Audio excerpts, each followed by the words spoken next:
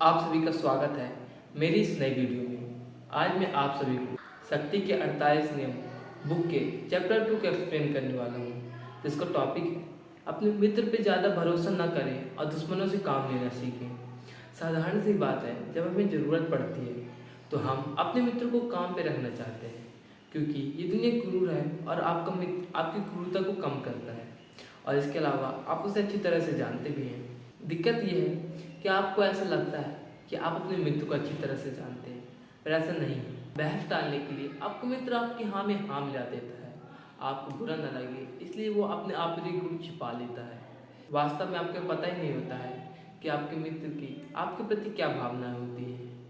जब आप अपने मित्र को नौकरी पर रखते हैं तो धीरे धीरे उससे छिपाए हुए गुण सामने आने लगते हैं और अपने मित्र को नौकरी पर रखने से आपकी शक्ति सीमित हो जाती है। बहुत कम मामलों में ऐसा होता है कि आपका मित्र आपके काम के योग्य व्यक्ति निकले।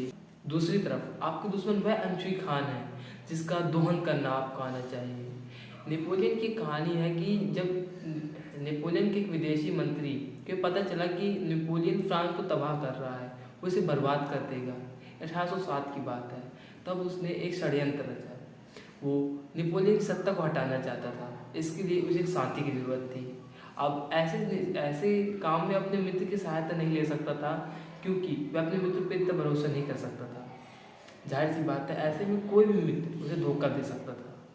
इसके लिए उसने अपने सबसे बड़े दुश्मन को चुना, जिसने उसकी जान लेने की कोशिश भी की थी, क्योंकि जब वो दोनों जब कार्य कर रहे होंगे तो उन दोनों के बीच कोई भी भावनात्मक संबंध नहीं होगा। उनके बीच और बीच सिर्फ एक ही संबंध होगा, वह कार्य का संबंध। तो उनके दुश्मन ने पूरी जी जान लगा दी, क्योंकि उन्हें साबित करना था कि उन्होंने उन्हें चुन के बिल्कुल कोई गलती नहीं की है। और जब कोई व्यक्ति कुछ साबित करना चाहता है तो आपके लिए ज़मीन और आसमान एक कर देगा। ये जानते थे कि फोकस और उसके बीच का संबंध स्वार्थ का है, इसलिए उनके बीच कोई भावात्मक या मित्रता का संबंध नहीं होगा और अंत में उनका चुनाव सही हुआ।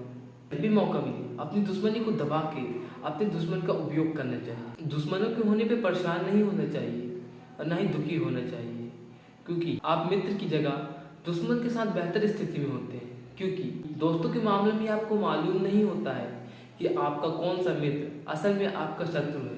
शक्तिशाली व्यक्ति संघर्ष करके लाभ प्राप्त करता है और अपने दुश्मनों से ही अपना काम करवाता है। सीखें कि आपको अपने दुश्मनों का प्रयोग अपने इस्तेमाल के लिए कैसे करना है, क्योंकि तलवार को अगर धार वाली जगह से पकड़ेंगे तो आपके हाथ ही कटेगा, लेकिन मुठ वाली जगह से पकड़ेंगे तो आप उसे अपने बचाव के लिए उपयोग कर सकते हैं।